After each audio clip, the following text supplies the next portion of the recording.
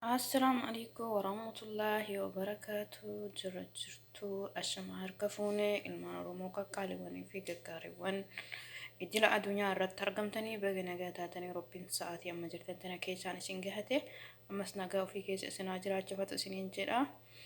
Warri maatii kiyya taatan hedduu takka galatoomaa. Warri gana haaraa dhuftan ammoo subscribe, like, share gochuu hin dagatinaa. Warri maatii kiyya taatan like yeroo hundaa isiniin jedha. Inshallah hadda video gabaabduu takka qabadhee dhufe isinillee maali jechuun keessanii oolu talbaadha. Talbaa qabee dhufe jechuudha. Faayidaa talbaa wajjin laalla. Talbaan faayidaan isaa maali kan jedhu. Talbaan akkuma biyya keenyatti namni talbaa wallaalee hin jiru. Waasitti bizirkittaan jedhama afaan arabiffaatiin jechuudha. Faayidaa isaa laalla. Faayidaan isaa tokkoffaan nama coggaarraa qabuuf faayidaa qaba. Deebii ammallee nama kaleen dhukkubduu fi nama dhibee tiruu qabuu fi deebisee ammas rifeensa keenyaa akka inni laafuu akka inni buqqaanee fi akka inni dheeratu taasisaa jechuudha. Ammas isa biraa ammoo biyya keenyatti yoo beektanii jettanii namni nyaatatti illee fayyadama jechuudha. Nyaataaf illee fayyadama. Ammas isa biraa isuma talbaa kana daakkamee jechuudha. Dheedhiin isaa kun daakkamee nama borcii qabu borciidhaa fi faayidaa qaba isiniin jedha. Akkamitti yoo jettan talbaan daakkamee gizee salaxaan jechuun salaxaa yoo jedhame salaxaatti godhamee salaxaa wajjin nyaatama. Borcii hedduu haala salphaan balleessa. Asitti ani jechuun maatii wajjin jiraadhu waan nyaataniif argeef jechuudha. Borciidhaaf nyaatanii deebi'ee ammas dhibee akkasuma nama coggaarraa qabu coggaarraaf ofii kiyyaatti fayyadamee jira. Ammallee dhibee tiruu dhibee simbiraatii fi dhibee kalleetiifis faayidaa guddaa hedduu takka qabaa jechuudha. Akkaataan itti fayyadamiinsa isaa isa maankaa kana lama jechuudha. Burcuqqootti keessaa guuramee wanti yoo keessa jiraatu dhagaa ta'ee biyyee ta'ee wanta keessa jiru keessaa guuramee isa maankaa kana lama jechuudha.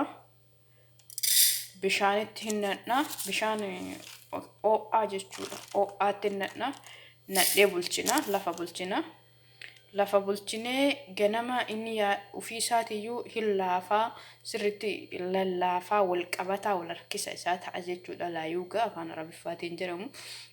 Akkas ta'a isa san finnee damma maankaa tokkotti goonee damma saniin yoo damma manaan qabaanne sukkaarallee hanga tokkotti godhamuu hin danda'ama. Yoommoo sukkaarallee miti jedhan lubbuun namaa yookiin nafsiyaan namaa yoo akkanatti dhugu ta'e akkas bichaattillee ganama garaa duwwaatti yoo dhugan coggaarraaf hedduu isaa bareeda. Ammallee dhibee tiruutii fi dhibee simbiraatii fi hedduu isaa bareedaadha.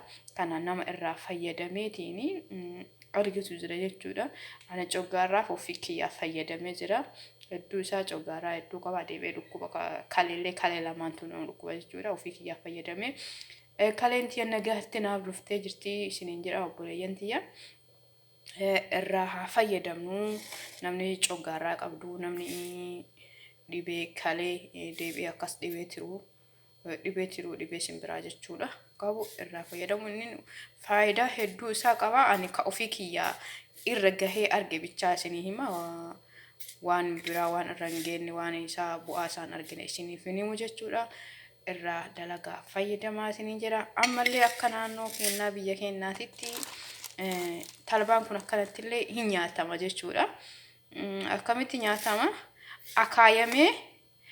Akaayamee daakkameetiin jechuudha. Akaayamee daakkamee nyaata wajjin dillika isaa jechuudha. Biddeena haa ta'u qixxaa yookiin kubusa haa ta'u waanuma ta'e wajjin hin nyaatama jechuudha. Akaayameetiin deebi'ee gizee akaayamee deebi'ee tumamee akkasitti hin nyaatama isiniin jedha. Amma akaayuu hedaa turtiin keessan nafaan haa ta'u mee walumaan bakka irra geenne walumaan laallaa inshaallah. Akkuma argitan obboleeyyan tiyyaa amma talbaa akaa'uuf deemaa jira jechuudha. Bismillah.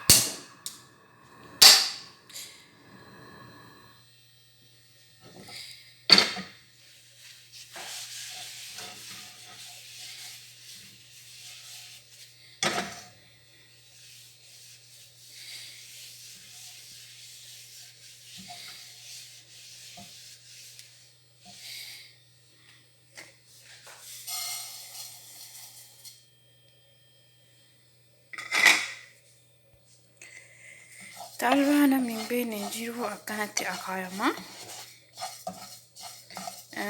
Biyya keenyatti nyaataaf illee akaayanii nyaataaf fayyadamanii deebi'ee ridduullee namni godhatu illee biddeenaatiin namni argatu illee jira.